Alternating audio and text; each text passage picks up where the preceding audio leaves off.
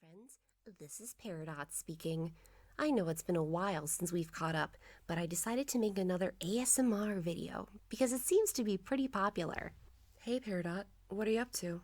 Lapis, you're just in time. I'm about to do a very triggering ASMR video. For the masses, of course. What? That's not fair. Peridot, you have like 3 videos already. It's time for me to make one. Lapis, it's my turn with the laptop. You don't understand. It has been 2 years, Peridot. 2 years. I guess you can say you're 2 years late. Peridot, don't you have somewhere else to be? Maybe it's time I go dumpster diving with Amethyst again? Yeah, you do that. Okay, well, she's all yours. Good luck. Hey everyone, this is Lapis speaking. I'm really glad I get to talk to you guys again. Unfortunately, I don't have the graveyard book because, well, Connie did take it back for school. So, I figured I'd take something personal out today, which is called The Phantom Tollbooth by Norton Juster. I really like this book, but I'm going to start from the beginning so we can all read it together. Isn't that great? Chapter 1, Milo. There was once a boy named Milo who didn't know what to do with himself, not just sometimes, but always. When he was in school, he longed to be out, and when he was out, he longed to be in. On the way, he thought about coming home, and coming home, he thought about going. Wherever he was, he wished he were somewhere else, and when he got there, he wondered why he'd bothered. Nothing really interested him, least of all the things that should have. It seems to me that almost everything is a waste of time, he remarked one day as he walked dejectedly home from school. I can't see the point in learning to solve useless problems, or subtracting turnips from turnips, or knowing where Ethiopia is, or how to spell February. And since no one bothered to explain otherwise, he regarded the process of seeing knowledge as the greatest waste of time of all. As he and his unhappy thoughts hurried along, for a while he was never anxious to be where he was going. He liked to get there as quickly as possible. It seemed a great wonder that the world, which was so large, could sometimes feel so small and empty. And worst of all, he continued sadly, there's nothing for me to do, nowhere I'd care to go, and hardly anything worth seeing. He punctuated his last thought with such a deep sigh that a house sparrow singing nearby stopped and rushed home to be with his family. Without stopping or looking up, Milo dashed past the buildings and busy shops that lined the street, and in a few minutes reached home, dashed through the lobby, hopped onto the elevator. 2, 3, 4, 5, 6, 7, 8, and off again. Opened the apartment door, rushed into his room, flopped dejectedly into a chair, and grumbled softly, another long afternoon. He looked glummy at all the things he owned, the books that were too much trouble to read, the tools he'd never learned to use, the small electric automobile he hadn't driven in months, or was it years, and the hundreds of other games and toys and bats and balls and bits and pieces scattered around him. And then, to one side of the room, just near the phonograph, he noticed something he had certainly never seen before. Who could possibly have left such an enormous package and such a strange one? For a while, it was not quite square, and it was definitely not round, and for its size it was larger than most any other big package of smaller dimension that he'd ever seen. Attached to one side was a bright blue envelope, which simply said, "For Milo, who has plenty of time." Of course, if you've ever gotten a surprise package, you can imagine how puzzled and excited Milo was. And, if you've never gotten one, pay close attention, because someday you might. "I don't think it's my birthday," he puzzled, "and Christmas must be months away. And I haven't been outstandingly good, or even good at all." He had to admit this even to himself. "Most probably I won't like it anyway. But since I don't know where it came from, I can't possibly send it back." He thought about it for quite a while and then opened the envelope, but just to be polite. "One genuine turnpike toll booth," it stated, and then it went on. "Easily assembled at home, and for use by those who have never traveled in lands beyond." Beyond what? Thought Milo as he continued to read. "This package contains the following items.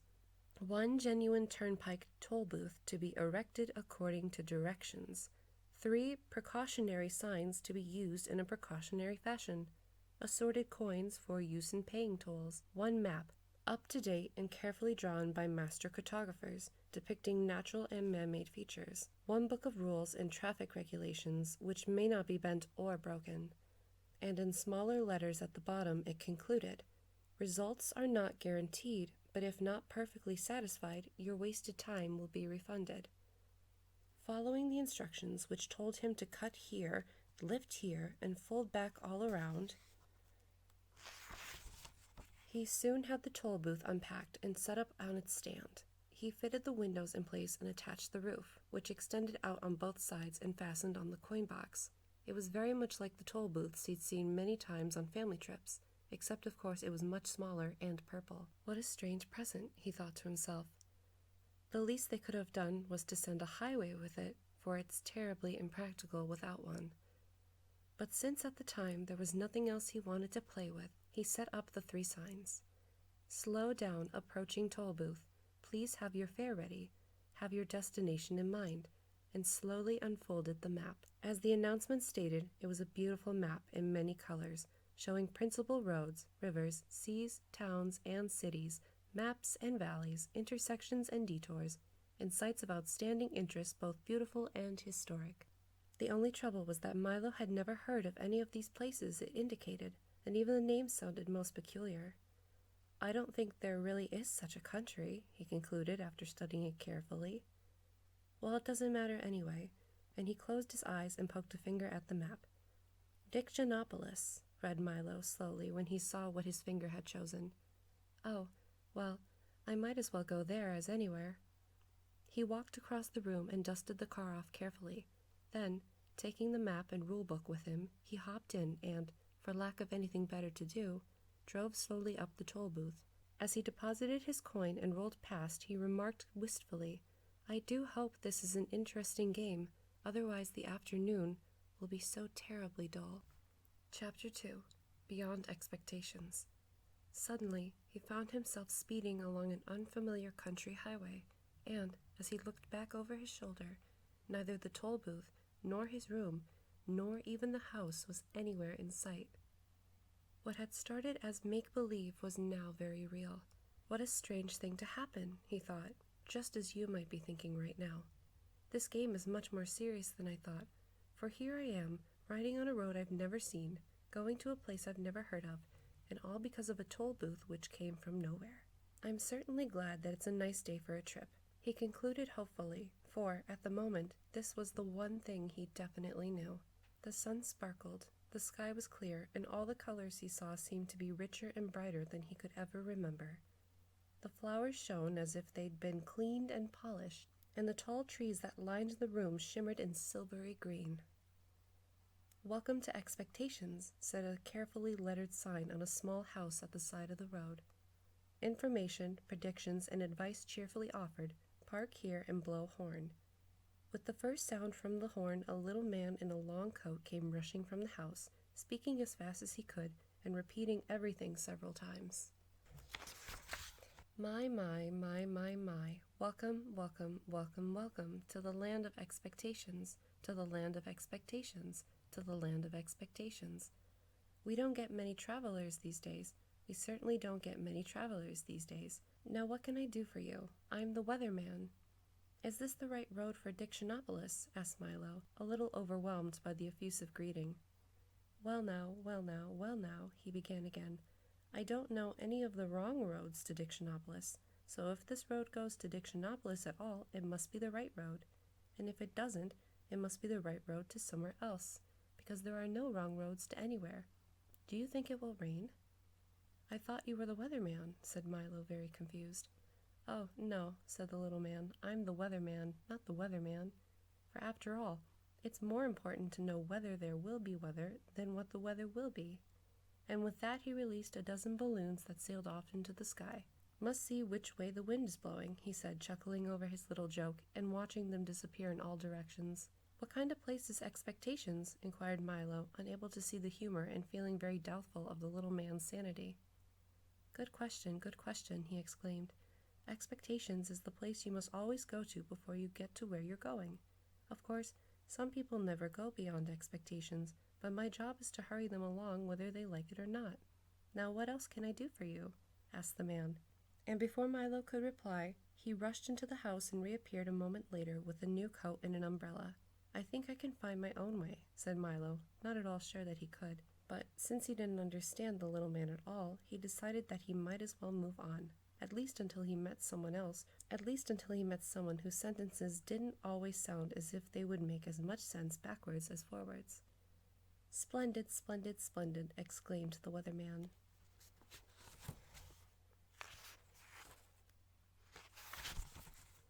"Whether or not you find your own way, you're bound to find some way. If you happen to find my way, please return it, as it was lost years ago. I imagine by now it's quite rusty. You did say it was going to rain, didn't you?" And with that he opened the umbrella and looked up nervously. "I'm glad you made your own decision. I do so hate to make up my mind about anything. Whether it's good or bad, up or down, in or out, rain or shine. Expect everything, I always say, and the unexpected never happens. Now please drive carefully. Goodbye, goodbye, goodbye, goodbye, good." His last goodbye was drowned out by an enormous clap of thunder, and as Milo drove down the road in the bright sunshine, he could see the weatherman standing in the middle of a fierce cloudburst that seemed to be raining only on him. The road dipped now into a broad green valley and stretched toward the horizon. The little car bounced along with very little effort, and Milo had hardly to touch the accelerator to go as fast as he wanted. He was glad to be on his way again. It's all very well to spend time in expectations, he thought, but talking to that strange man all day would certainly get me nowhere. He's the most peculiar person I've met, continued Milo, unaware of how many peculiar people he would shortly encounter. As he drove along the peaceful highway, he soon fell to daydreaming and paid less and less attention to where he was going. In a short time he wasn't paying attention at all, and that is why, at a fork in the road, when a sign pointed to the left, Milo went right. Along a route which looked suspiciously like the wrong way. Things began to change as soon as he left the main highway. The sky became quite gray, and, along with it, the whole countryside seemed to lose its color and assume the same monotonous tone. Everything was quiet, and even the air hung heavily. The birds sang only gray songs, and the road wound back and forth in an endless series of climbing curves. Mile after mile after mile after mile after mile he drove, and now, gradually, the car went slower and slower until it was hardly moving at all. "It looks as though I'm getting nowhere," yawned Milo, becoming very drowsy and dull. "I hope I haven't taken a wrong turn." Mile after mile after mile after mile. Finally, the car just stopped altogether, and hard as he tried, it wouldn't budge another inch.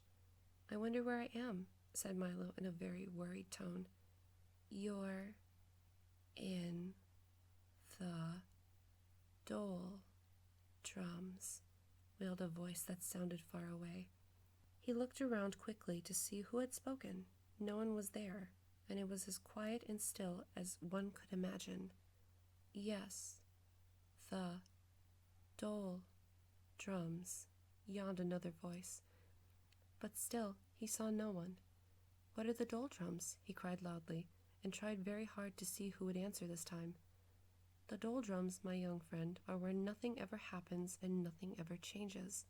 This time the voice came from so close that Milo jumped with surprise, for, sitting on his right shoulder, so lightly that he hardly noticed, was a small creature exactly the same color of his shirt. "Allow me to introduce all of us," the creature went on. "We are the lethargians, at your service."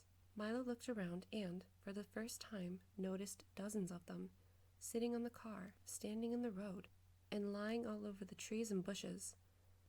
They were very difficult to see, because whatever they happened to be sitting on or near was exactly the color they happened to be. Each one looked very much like the other, except for the color, of course, and some looked even more like each other than they did themselves. "I'm very pleased to meet you," said Milo, not sure whether or not he was pleased at all. "I think I'm lost. Can you help me, please?" "Don't say think," said one sitting on his shoe, for the one on his shoulder had fallen asleep. "It's against the law." Then he yawned and fell off to sleep too. "No one's allowed to think in the doldrums," continued a third, beginning to doze off. And as each one spoke, he fell off to sleep, and another picked up the conversation with hardly any interruption. "Don't you have a rule book? It's Local Ordinance 175389J. Milo quickly pulled the rule book from his pocket, opened to the page, and read Ordinance 175389J. It shall be unlawful, illegal, and unethical to think of thinking, surmise, presume, reason, meditate, or speculate while in the doldrums. Anyone breaking this law shall be severely punished. That's a ridiculous law, said Milo quite indignantly. Everyone thinks. We don't, shouted the Lethargians, all at once. And most of the time you don't, said a yellow one sitting in a daffodil. That's why you're here. You weren't thinking, and you weren't paying attention either. People who don't pay attention often get stuck in the doldrums. And with that, he toppled out of the flower and fell snoring into the grass. Milo couldn't help laughing at the little creature's strange behavior, even though he knew it might be rude. Stop that at once, ordered the plaid one clinging to a stocking. Laughing is against the law. Don't you have a rule book? It's Local Ordinance 574381W. Opening the book again, Milo found Ordinance 574381W. In the doldrums, laughter is frowned upon, and smiling is permitted only on an alternative Thursday. Violators shall be dealt with most harshly. Well, if you can't laugh or think, what can you do? Asked Milo. Anything as long as it's nothing, and everything as long as it isn't anything, explained another. There's lots to do. We have a very busy schedule. At 8 o'clock we get up, and then we spend from 8 to 9 daydreaming. From 9 to 9:30 we take our early mid-morning nap. From 9:30 to 10:30 we dawdle and delay. From 10:30 to 11:30 we take our late early morning nap. From 11:30 to 12 we bide our time and then eat lunch. From 1 to 2 we linger and loiter. From 2 to 2:30 we take our early afternoon nap. From 2:30 to 3:30 we put off for tomorrow what we could have done today. From 3:30 to 4 we take our early late afternoon nap. From 4 to 5 we loaf and lounge until dinner. From 6 to 7 we dilly-dally. From 7 to 8 we take our early evening nap, and then for an hour before we go to bed at 9 we waste time. As you can see, that leaves almost no time for brooding, lagging, plotting, or procrastinating, and if we stopped to think or laugh, we'd never get nothing done. You mean you'd never get anything done, corrected Milo. We don't want to get anything done, snapped another angrily. We want to get nothing done, and we can do that without your help. You see, continued another in a more consolatory tone, it's really quite strenuous doing nothing all day. So once a week we take a holiday and go nowhere, which was just where we were going when you came along. Would you care to join us? I might as well, thought Milo. That's where I seem to be going anyway. Tell me, he yawned, for he felt ready for a nap now himself. Does everyone here do nothing? Everyone but the terrible watchdog, said two of them, shuddering in chorus. He's always sniffing around to see that nobody wastes time, a most unpleasant character. The watchdog? Asked Milo quizzically. The watchdog, shouted another, fainting from fright, for racing down the road, barking furiously and kicking up a great cloud of dust, was the very dog of whom they'd been speaking. Run! Wake up! Run! Here he comes, the watchdog! Great shouts filled the air as the Lethargians scattered in all directions and soon disappeared entirely. Ruff! Exclaimed the watchdog as he dashed up to the car, loudly puffing and panting. Milo's eyes opened wide, for there in front of him was a large dog with a perfectly normal head, 4 feet, and a tail, and the body of a loudly ticking alarm clock. What are you doing here? Growled the watchdog. Just killing time, replied Milo apologetically. You see, killing time, roared the dog, so furiously that his alarm clock went off. It's bad enough wasting time without killing it, and he shuddered at the thought. Why are you in the doldrums anyway? Don't you have anywhere to go? I was on my way to Dictionopolis when I got stuck here, explained Milo. Can you help me? Help you? You must help yourself, the dog replied, carefully winding himself with his left hind leg. I suppose you know why you got stuck. I guess I just wasn't thinking, said Milo. Precisely, shouted the dog as his alarm went off again. Now you know what you must do. I'm afraid I don't, admitted Milo, feeling quite stupid. Well, continued the watchdog impatiently, since you got here by not thinking, it seems reasonable to expect that. In order to get out, you must start thinking. And with that, he hopped into the car. Do you mind if I get in? I love automobile rides. Milo began to think as hard as he could, which was very difficult since he wasn't used to it. He thought of birds that swim and of fish that fly. He thought of yesterday's lunch and tomorrow's dinner. He thought of words that began with J and numbers that end in 3. And, as he thought, the wheels began to turn. We're moving, he shouted happily. Keep thinking, scolded the watchdog. The little car started to go faster and faster as Milo's brain whirled with activity. And, down the road, they went. In a few moments, they were out of the doldrums and back on the main highway. All the colors had returned to their original brightness, and as they raced along the road, Milo continued to think of all sorts of things, of the many detours and wrong turns that were so easy to take, and, most of all, of how much could be accomplished with just a little thought, and the dog, his nose in the wind, just sat back, watchfully ticking. The next chapter is Chapter 3, Welcome to Dictionopolis, but I'm afraid I have to cut the video short. So, maybe I'll see you next time. Thanks for watching. Make sure to like, comment, and subscribe. Thank you. Goodbye. If I could begin to be half of what you think of me, I could do about anything. I could even learn how to love. When I see the way you act, wondering when I'm coming back, I could do about anything.